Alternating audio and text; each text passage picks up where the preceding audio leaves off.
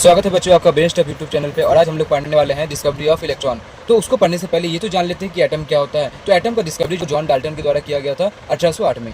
और हम लोग ये जानते हैं कि हमारे आसपास जितना भी तरीका का सामान, जितना भी तरह का वस्तु सब पड़ा हुआ है, वो सबको हम लोग मैटर ही बोलते हैं। सब किसी ना किसी तरह का मैटर है। और कोई भी मैटर एक स्मॉलेस्ट इंडिविजुअल पार्टिकल से मिलकर बनता है, जिसे हम लोग एटम कहते हैं। अब किसी भी एटम में 3 फंडामेंटल सब एटॉमिक पार्टिकल होते ही होते हैं, जो होते हैं इलेक्ट्रॉन, प्रोटॉन और न्यूट्रॉन। इलेक्ट्रॉन के लिए बात करें तो इलेक्ट्रॉन की डिस्कवरी की थी जे थॉमसन ने। एक्सपेरिमेंट से किया था, कैथोड रे एक्सपेरिमेंट से और डिस्चार्ज ट्यूब एक्सपेरिमेंट से।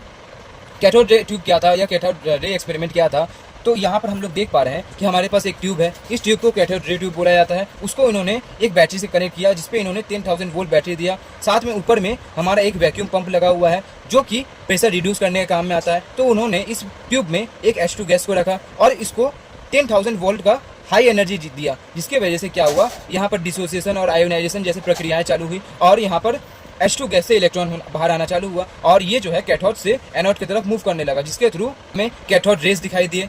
और ये और अच्छे से कब दिखाई दिए, जब हमने प्रेशर थोड़ा सा और कम किया, जिसको रिड्यूस करके हमने प्रेशर 10⁻² से 10⁻⁴ ATM तक कर दिया था।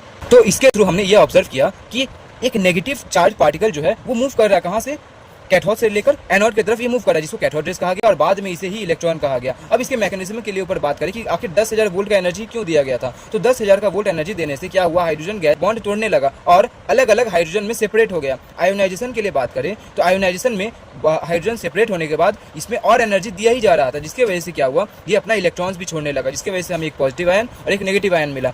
और लो प्रेशर इसलिए रखा गया था क्योंकि उसके इलेक्ट्रॉन्स अच्छे तरीके से मूव कर पाए। और दूसरा क्या हुआ, ये इलेक्ट्रॉन्स आपस में और अच्छे तरीके से टकराए, जिसकी वजह से और ज्यादा इलेक्ट्रॉन्स वहां से बाहर निकलना चालू हुआ, जिसकी वजह से हमें कैथोड रेज और भी अच्छे तरीके से दिखाई पड़ा। आई होप आपको वीडियो पसंद आई होगी।